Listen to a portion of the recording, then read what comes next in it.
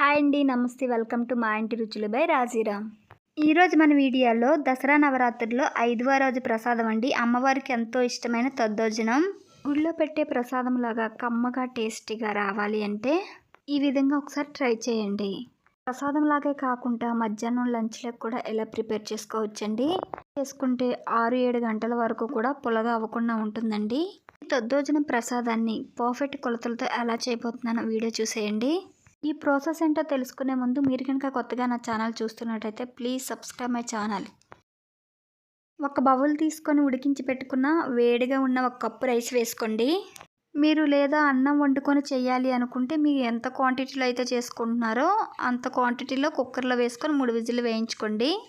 ఇప్పుడు ఈ రైస్ని గరిటతో కొద్దిగా మెత్తగా మ్యాష్ చేసి తీసుకోండి. ఇలా రైస్ని మెత్తగా చేసుకున్న తర్వాత 1 కప్పు వరకు వేడి పాలు వేసుకొని ఒకసారి బాగా కలుపుకోండి. పాలు అనేవి రైస్లో బాగా కలిసేలాగా కలుపుకోవాలండి. వేడి పాలు వేసుకున్నాం కాబట్టి కొద్దిగా గోరువెచ్చని అయినంత వరకు పక్కన పెట్టుకోండి. ఇలా కలుపుకున్నాక ఇలా గోరువెచ్చగా అయిన తర్వాత కమ్మగా ఉన్న పెరుగుని వేసుకోండి. పుల్లగా ఉన్న పెరుగు అంత టేస్ట్ బాగుండదు కాబట్టి ఫ్రెష్గా ఉన్న పెరుగుని వాడుకోండి. టేస్ట్ చాలా బాగుంటుంది.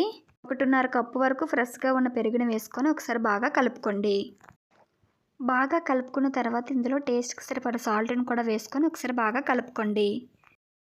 ఇలా బాగా కలుపుకున్న తర్వాత ఇప్పుడు దీన్ని పక్కన పెట్టేసి పోపు పెట్టుకుందామండి. స్టవ్ ఆన్ చేసి స్టవ్ మీద పోపు గరిటెని పెట్టుకొని అందులోకి 1.5 టేబుల్ స్పూన్ వరకు ఆయిల్ వేసుకోండి. ఆయిల్ వేడెక్కిన తర్వాత 1 టేబుల్ స్పూన్ వరకు శనగపప్పు, 1 టేబుల్ స్పూన్ వరకు మినపప్పు, 1 టేబుల్ స్పూన్ వరకు జీలకర్ర, 1 టేబుల్ స్పూన్ వరకు ఆవాలు, 1 టేబుల్ స్పూన్ వరకు మిరియాలు, 2 టేబుల్ స్పూన్ వరకు జీడిపప్పును కూడా వేసుకొని వీటిని దోరగా ఫ్రై చేసుకోండి. ఇవి కొద్దిగా వేగిన తర్వాత 2 ఎండుమిరపకాయలు కట్ చేసి వేసుకోండి. 1 టేబుల్ స్పూన్ వరకు చిన్నగా కట్ చేసి పెట్టుకున్న అల్లం ముక్కలు, 1 టేబుల్ స్పూన్ వరకు పచ్చిమిరపకాయ ముక్కలు కూడా వేసుకోండి. కొద్దిగా కరివేపాకును కూడా వేసుకొని ఫ్రై చేసుకోండి. 1/2 టేబుల్ స్పూన్ వరకు ఇంగువ కూడా వేసుకొని ఒకసారి ఫ్రై చేసుకొని స్టవ్ ఆఫ్ చేసుకోండి.